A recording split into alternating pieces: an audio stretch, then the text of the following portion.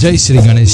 आज हम बात करेंगे रमा एकादशी की व्रत कथा के बारे में। धर्मराज युधिष्ठिर कहने लगे, हे भगवान, पापांकुशा एकादशी के बाद आने वाली एकादशी का नाम क्या है, इसकी विधि क्या है, इसके करने से क्या फल मिलता है, सो आप मुझे विस्तार पूर्वक बताइए। भगवान श्री कृष्ण बोले, पापांकुशा एकादशी के बाद आने वाली एकादशी का नाम रमा एकादशी है। यह बड़े पापों का नाश करने वाली है। इसका महात्म्य मैं तुमसे कहता हूँ, तुम उसे ध्यान पूर्वक सुनो। हे राजन, प्राचीन काल में मुचुकुंद नाम का एक राजा था। उसकी इंद्र के साथ मित्रता थी और साथ ही यम, कुबेर, वरुण और विभीषण भी उनके मित्र थे। यह राजा बड़ा धर्मात्मा, विष्णु भक्त और न्याय के साथ राज करता। उस राजा की एक कन्या थी जिसका नाम चंद्रभागा था। उस कन्या का विवाह चंद्रसेन के पुत्र शोभन के साथ हुआ था। एक समय वह शोभन ससुराल आया था। उन्हीं दिनों जल्द ही पुण्यदायी रमा एकादशी भी आने वाली थी। जब व्रत का दिन समीप आ गया तो चंद्रभागा के मन में अत्यंत सोच उत्पन्न हुई कि मेरे पति अत्यंत दुर्बल है और मेरे पिता की आज्ञा अति कठोर है। दसवीं के रोज राजा ने ढोल बजाकर सारे राज्य में यह घोषणा करवा दी कि एकादशी को भोजन नहीं करना चाहिए। ढोल की घोषणा सुनते ही शोभन को अत्यंत चिंता हुई और अपनी पत्नी से कहा, हे प्रिय, अब क्या करना चाहिए? मैं किसी प्रकार की भूख सहन नहीं कर सकूंगा। ऐसा उपाय बताओ कि जिससे मेरे प्राण बच सके, अन्यथा मेरे प्राण अवश्य चले जाएंगे। चंद्रभागा कहने लगी, हे स्वामी, मेरे पिता के राज्य में एकादशी के दिन कोई भी भोजन नहीं करता। हाथी, घोड़ा, ऊंट, बिल्ली, गो आदि भी तृण, अन्न, जल आदि ग्रहण नहीं कर सकते। फिर मनुष्य का तो क्या ही कहना है। यदि आप भोजन करना चाहते हैं तो आप किसी दूसरे स्थान पर चले जाइए, क्योंकि यदि आप यहीं रहना चाहते हैं तो आपको अवश्य व्रत करना पड़ेगा। ऐसा सुनकर शोभन कहने लगे कि हे प्रिय, मैं अवश्य व्रत करूंगा। जो भाग्य में होगा वह देखा जाएगा। इस प्रकार से विचार कर शोभन ने व्रत रख लिया और वह भूख प्यास से अत्यंत पीड़ित होने लगा। जब सूर्य नारायण अस्त हो गए और रात्रि को जागरण का समय आया, जो वैष्णवों को अत्यंत हर्ष देने वाला था, परंतु शोभन के लिए अत्यंत दुखदायी हुआ। प्रातः काल होते ही शोभन के प्राण निकल गए। तब राजा ने सुगंधित काष्ठ से उनका दाह संस्कार करवाया, परंतु चंद्रभागा ने अपने पिता की आज्ञा से शरीर को दग्ध नहीं किया और शोभन की अंत्येष्टा क्रिया के बाद अपने पिता के घर ही रहने लगी। रमा एकादशी के प्रभाव से शोभन को मंदराचल पर्वत पर धन धान्य से युक्त तथा शत्रुओं से रहित सुंदर देवपुर प्राप्त हुआ। वह अत्यंत सुंदर रत्न और वैदूर्य मणि जटित स्वर्ण के खंभों पर निर्मित अनेक प्रकार की स्फटिक मणियों से सुशोभित भवन में बहुमूल्य वस्त्र आभूषणों तथा छत्र व चंचल से विभूषित गंधर्व और अप्सराओं से युक्त सिंहासन पर आरूढ़ ऐसा शोभायमान होता था मानो दूसरा इंद्र विराजमान है। एक समय मुचकुंद नगर में रहने वाले एक सोम शर्मा नामक ब्राह्मण तीर्थ यात्रा करता हुआ घूमता घूमता उधर जा निकला और उनसे शोभन को पहचान कर कि यह तो राजा का जमाई शोभन है, उसके निकट गया।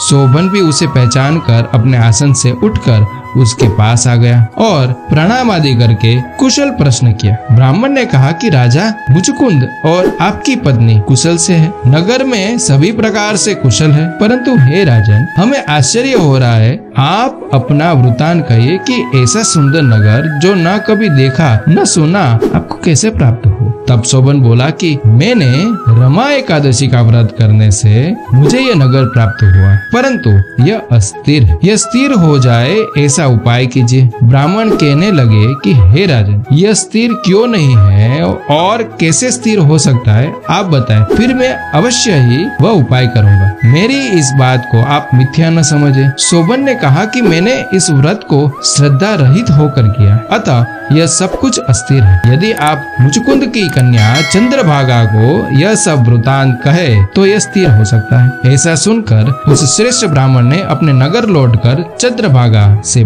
सब वृतांत का सुनाया। ब्राह्मण के वचन सुनकर चंद्रभागा बड़ी प्रसन्नता से ब्राह्मण से कहने लगी, हे ब्राह्मण, यह सब बातें आपने प्रत्यक्ष देखी है या स्वप्न की बात कर रहे हैं? ब्राह्मण कहने लगे, हे पुत्री, मैंने महावन में तुम्हारे पति को प्रत्यक्ष देखा है, साथ ही किसी से विजय न हो ऐसा देवताओं के नगर के समान उसका नगर भी देखा है। उन्होंने यह भी कहा है कि यह स्थिर नहीं है, जिस प्रकार वह स्थिर रह सके सो उपाय करना चाहिए। चंद्रभागा कहने लगी, हे विप्र, तुम मुझे वहाँ ले चलो, मुझे पतिदेव के दर्शन की तीव्र लालसा है। मैं अपने किए हुए पुण्य से उस नगर को स्थिर बना दूंगी। आप ऐसा कार्य कीजिए जिससे उनका हमारा सहयोग हो, क्योंकि वियोगी को मिला देने वाला महान पुण्य है। सोम शर्मा यह बात सुनकर चंद्रभागा को लेकर मंदराचल पर्वत के समीप वामदेव ऋषि के आश्रम पर गए। वामदेव जी ने सारी बात सुनकर वेद मंत्रों के उच्चारण से चंद्रभागा का अभिषेक कर दिया। तब ऋषि के मंत्र के प्रभाव और एकादशी के व्रत से चंद्रभागा का शरीर दिव्य हो गया और वह दिव्य गति को प्राप्त हुई। उसके बाद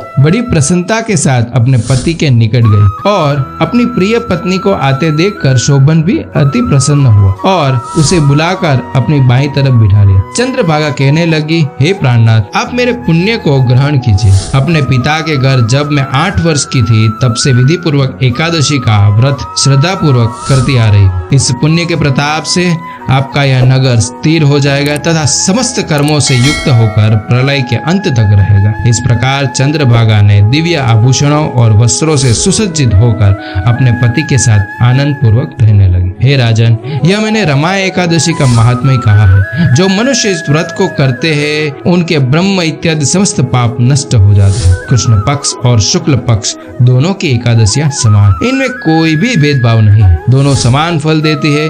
जो मनुष्य इस महात्म्य को पढ़ते हैं अथवा सुनते हैं वे समस्त पापों से छूटकर विष्णु लोक को प्राप्त होते हैं। इति शुभम। अगर आपको ये वीडियो अच्छा लगा हो तो इसे लाइक कीजिए, दूसरों के साथ शेयर कीजिए और इस चैनल को सब्सक्राइब कीजिए। ओम नमः शिवाय। जय श्री कृष्ण।